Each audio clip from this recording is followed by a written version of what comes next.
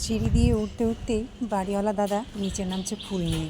তো আমাকে জিজ্ঞাসা করছে, তোমার পুজো করা হয়ে গেছে? তা বললাম যে হ্যাঁ হলো, পুজো করা।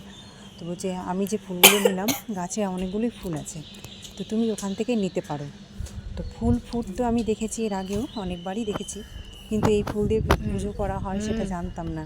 এটা আমি একটু আলাদা ধরনের ফুল দেখলাম, তো সেই জন্য সেটা আপনাদের কাছে শেয়ার করছি। ছাদে গেলেই শেয়ার করব। তো এখন ওই জামা কাপড়গুলো মেলে দিচ্ছি। আর ওয়েদারটা না বেশ ঠান্ডা। গত রাত্রে বিদ্যুৎ চমকাচ্ছিল বৃষ্টি হওয়ার জন্য, কিন্তু সেটা বৃষ্টি আর হয়নি, কিন্তু ঠান্ডা হাওয়া দিয়েছিল।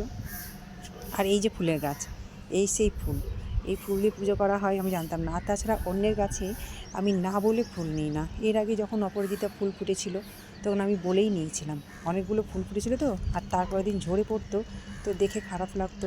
ফুলটা ঠাকুরের পায়ে দিলে তো পুজো করা হয়, আর ঝরে পড়ছে, খারাপ লাগছিলো। সেই জন্য বাড়িওয়ালি দিদিকে বলেছিলাম, তো বলছে হ্যাঁ তুমি নিতে পারো, কিন্তু আমি নিয়ে পুজো করতাম। আর এই ফুল ফুটছে আমি দেখেছি, কিন্তু না বলে কি করে নিই।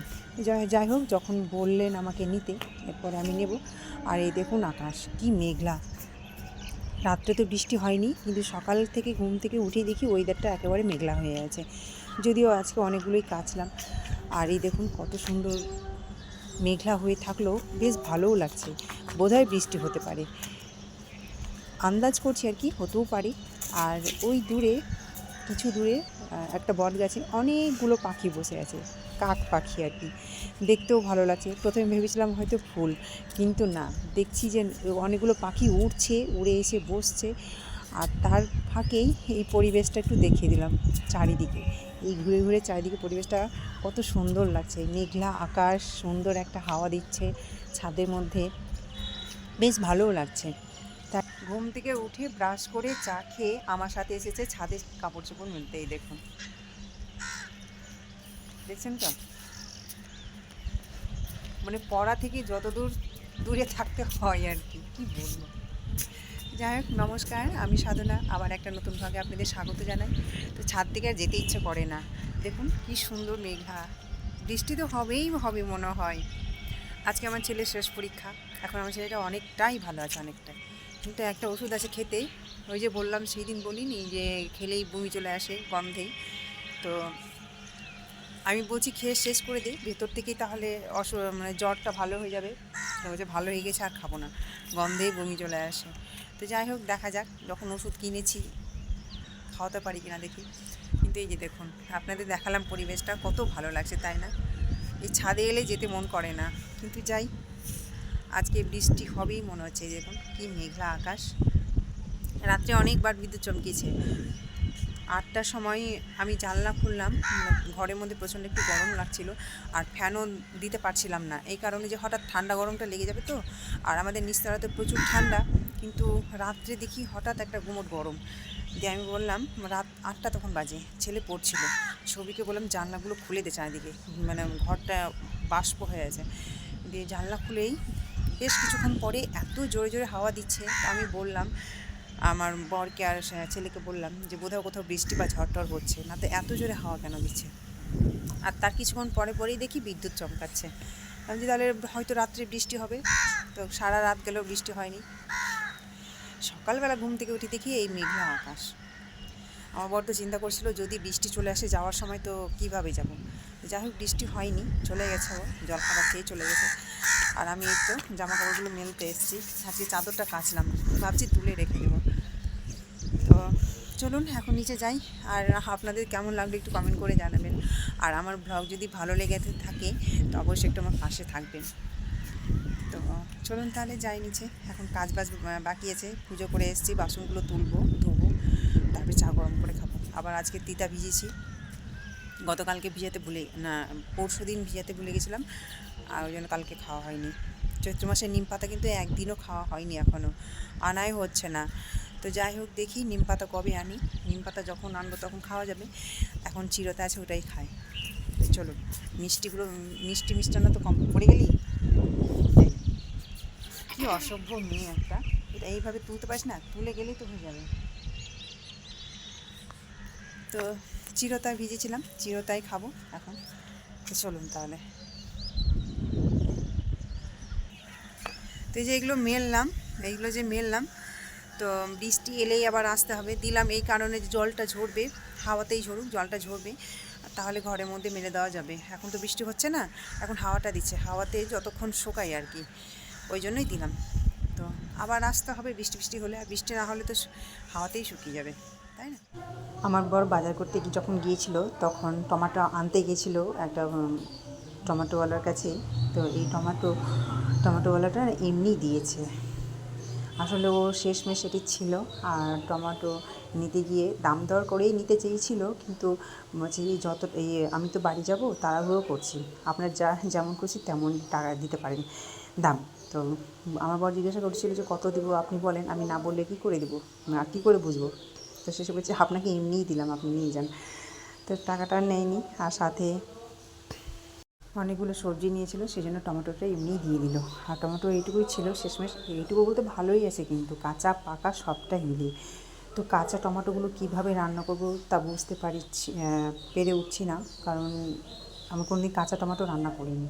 তো দেখা যাক, পেকে গেলে যদি কাঁচা টমেটো পেকে যায় তো পাকা অবস্থায় রান্না করবো, না তো দেখা যাবে।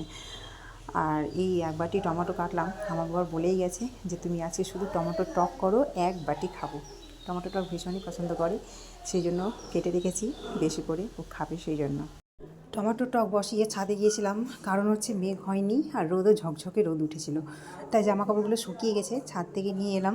তো এই যে বালিশের কভার আর চাদর সবগুলো শুকিয়ে গেছে, নিয়ে এসে ভাঁজ করছি। বালিশের কভারগুলো ভাঁজ করে রেখে দেবো, চাদরটাও ভাঁজ করে রেখে দেবো। আর চাদরটা না চারিধার সেলাই করা আছে দেখছি। চাদরটা বেশ অনেক বড়, চারিদিকে বেশ গুজে টান টান করেও পাতা যাচ্ছে, আর চারিদিকে সেলাই করা আছে আর কি। তো বেশ বড় আর গপসও আছে আর কি। তো চাদরটা পাততেও বেশ ভালোই লেগেছে। তো যাই হোক, কেচে তো এই যে ভাঁজ করে রেখে দিচ্ছি, এখন শোকেসের মধ্যে ভরে দেবো। আর এই যে টমেটোটাও বসিয়ে গিয়েছিলাম, এসে দেখছি খানিকটা সিদ্ধ হয়েছে, খানিকটা সিদ্ধ হয়নি।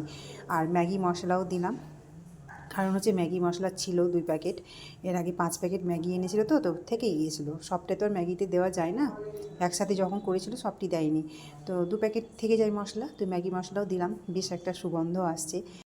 একটু আর হয়ে গেলে মিষ্টি দিয়ে নামিয়ে নেব। তো আমার টমেটো টক হয়ে, এদিকে দেবরাজ, দেবোত্তম, ওদের মা সবাই এসছে আমাদের ঘরে। সেটা হচ্ছে নাকি আজকে মিঠির মেয়ে পুতুলের বিয়ে হবে, যেটা আমি আগে থেকেই জানতাম না। একদিন 2-3 দিন আগে বলেছিল আমাকে মিঠি যে আমার মেয়ে পুতুলের বিয়ে আছে, আমি দেবোত্তমদের আসতে বলেছি। সেটা আমি ভাবছিলাম যে হয়তো বলেছে না বলেছে, আর সত্যি সত্যি যে মেয়ে পুতুলের বিয়ে দিবে, ওরা নিমন্ত্রণ করে এসছে, এই হচ্ছে মেয়ে পক্ষ, ওরা হচ্ছে ছেলে পক্ষ, সেটা আমি কল্পনাও করতে পারিনি। আর এদিকে দেবোত্তম মুটুক বানিয়ে এনেছে, ছেলের জন্য বর মুটুক, আর মেয়েটার জন্য যে মেয়ে মুটুক। আর তার সাথে কী সুন্দর ওই পালকগুলো লাগিয়েছে, বেশ একটা অপূর্ব সুন্দর হয়েছে। এই দেখুন কি সুন্দর হয়েছে না, ঠিক যেন সত্যি বিয়ের টোপর যে কিনে পাওয়া যায় ঠিক ওই রকমই। শুধু শুধু একটু শোলা যদি থাকতো আর যদি নকশা থাকতো, সেম একই জিনিসই লাগতো। তো যাই হোক, ওরা এসছে। আর আমি যখন খাওয়া দাওয়া করে ঘুমিয়েছিলাম, তখন একবার মিঠি বলছিল যে এখনও ওরা আসে না, ফোন করব কি না সেটা বলছিল। সেটাও আমি মানে গুরুত্ব দিইনি আর কি, ভেবেছি বলছে না বলছে। ও তো মেয়ের পুতুলের জন্মদিনও হয়, বিয়ে খেলাও করে, তো এবার সত্যি সত্যি যে একটা বিয়ে খেলা খেলবে এটা ভাবতে পারিনি। তো যাই হোক, ওরা এসছে, পান পাতা দিয়ে বাইরে মেয়ে পুতুলকে বাইরে নিয়ে আসলো, ঠিক যেমন আমাদের শুভদৃষ্টি হয়, পান পাতা দিয়ে ডেকে আসে, ঠিক ওই রকম। তো এখানে বিয়ে খেলা খেলেছে। আর ওদের খেলা দেখে আমাদের সেই ছোটোবেলার কথা মনে পড়লো। সেটা হচ্ছে আমরা যখন ছোটো ছিলাম সবটি বান্ধবী মিলে, তখন তো আমাদের সেই রকম ঠিক ঘেরাও ছিল, বেড়া দেওয়াও ছিল, কিন্তু আমার একটা বান্ধবীর বাড়িতে পেছনের দিকে একটা বাগান ছিল। বাগান ঠিক সেরকম বাগান হয়ে ওঠেনি, ফাঁকাই ছিল মাঠ, কিন্তু ঘেরা ছিল। তো আমরা মাটির সার দিয়ে লম্বা বাড়ি বানাতাম, উনুন বানাতাম, অনেক কিছুই মাটি দিয়ে বানাতাম। তারপরে মাটির পুতুল বানাতাম, সব কিছুই মাটি দিয়ে আর কি। তো সেই মাটি পুতুল বানিয়ে পাশে আমার মাটি দিয়ে রাউন্ড করে আমার একটা ঘর, তারপরে আমার বান্ধবীর একটা ঘর, ও ছেলের পুতুলকে নিয়ে এসে আমার মেয়ের পুতুলের সঙ্গে বিয়ে দেওয়া, সব কিছুই করতাম। সেই ছোট্টবেলার কথাগুলো মনে পড়ে যাচ্ছে। আমাদের ছোট্ট মেয়েটার জন্য আমাদের ছোটোবেলার কথা মনে পড়ছে, ঠিক যেন আমাদের মতোই খেলা খেলছে, তবে মাটি না, এটা পুতুল। তো যাই হোক, শুভ দৃষ্টি হলো, মালা বদলও হলো, আর তারপরে বারে বারে না মুটুকটা খুলে পড়ে যাচ্ছে। মেয়ের পুতুল থেকে। আর ছেলে পুতুল তো মুটুকটা খুলেই রেখেছে, কারণ কারণ হচ্ছে মালা বদল করার সময় তো খুলতেই হবে ছেলে পুতুলে। তো আবার দুজনের মালাও আছে, দুটো পুঁথির মালা। ছেলেটাকে পরিয়েছে সাদা পুঁথি, আর মেয়ে পুতুলটাকে পরিয়েছে ওরই একটা নীল পুঁথি দিয়ে। তো যাই হোক, ওদের বিয়ে পর্ব চলছে। তারপরে সুদৃষ্টির পরে 7 পাখি ঘোরানো হলো, মালা বদলও হলো, আর তার মধ্যে মেয়ের পুতুলের খোপাও খুলে যাচ্ছে, আর হচ্ছে মুটুকও খুলে পড়ে যাচ্ছে। এই দেখুন, আবার খোপা করছে মিঠি, ও নিজেই সাজাচ্ছে। আবার আমার লিকুইড লিপস্টিক দিয়ে লিপস্টিক পরিয়েছে, আমার ছোট্ট লাল টিপ যে পরি সেই লাল টিপও পুতুলকে পরিয়েছে। আমার রুল কাজল দিয়ে কাজলও পরিয়েছে। কখন কখন এটা করেছো, আমি যখন ঘুমিয়েছিলাম ঠিক তখনই করেছিল বোধ হয়। তো যাই হোক, ওদের খেলা চলছে আজকে দিনটা। আর এইদিকে বাইরে বসেছে ওরা খেলতে। ডাইনিংয়ে অন্ধকার লাগছিল, তো ওই জন্য আমি বললাম যে বাইরে চল, বাড়িতে ফাঁকা আছে, আর আমি প্রত্যেকটা দিন এই জায়গাটা ধুই, পরিষ্কার পরিচ্ছন্নও আছে, নোংরাও নেই আর ধুলোবালিও নেই। তো ওরা এখানেই বসেছে পুতুলের বিয়ে দেওয়ার জন্য। তো এই যে আবার মালা বদল, যে খুলে গেছিলো, মালা বদল হয়ে যাওয়ার পরে চুল টুল খুলে গেছিলো, সেই জন্য আবার ফাইনালি মালা পরিয়ে দিচ্ছে ওদেরকে। তারপরে হবে বলে ওদের সিঁদুরদান, তারপরে তো বাসরাত। তো এই সব মিলিয়ে ওদের বিয়ে পুতুলের বিয়ে খেলাটা হলো।